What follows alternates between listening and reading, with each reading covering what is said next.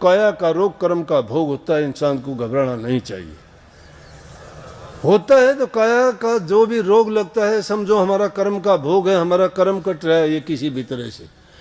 लेकिन उस टाइम में भी आदमी अगर संयम रखता है, धैर्य रखता है और अपने विचारों को कायम रखता है, घबराता नहीं है, तो बड़ी से बड़ी बीमारी को भी वो हरा देगा। बहुत से मैंने ऐसे उदाहरण देखे हैं।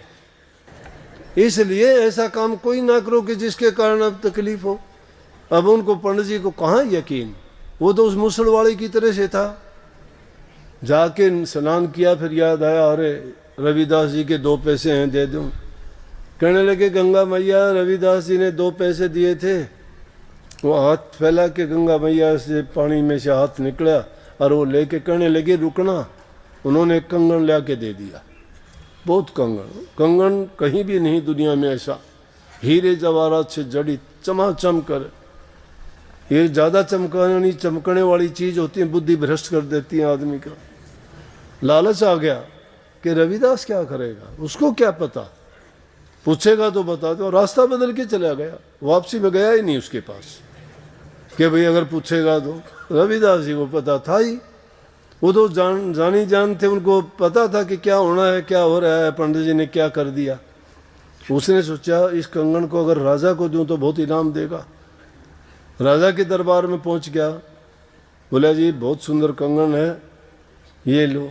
उसने सोचा राजा इतना धन दे देगा, मुझे ज़रूरत ही नहीं कमाने की, पूरा परिवार ठाठ से खाएगा पिएगा ऐसा करेगा। राजा देख के कहने लगा ये कंगन एक है, ये तो बोले आने वाला दूसरा और लेके आ।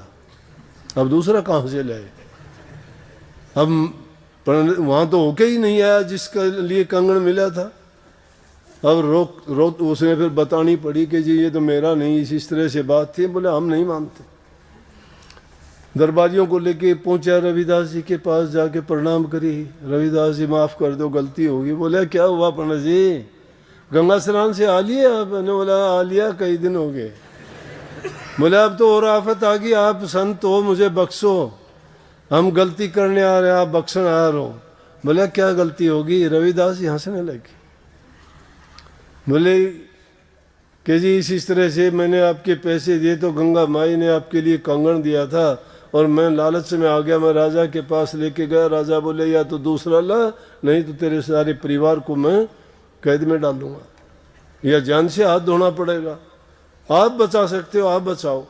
बोले कोई बात नहीं, संतों में दया होती है, उनके साथ दुष्टता करते हैं वो उनके साथ भी दया का बर्ताव करते हैं। सजा नहीं देते संत किसी को, और जो संत ऐसा करता है वो संत नहीं है। संत वैद और न्यायाधीश अगर पक्षपात करता है तो वो उस पद के लायक नहीं होता।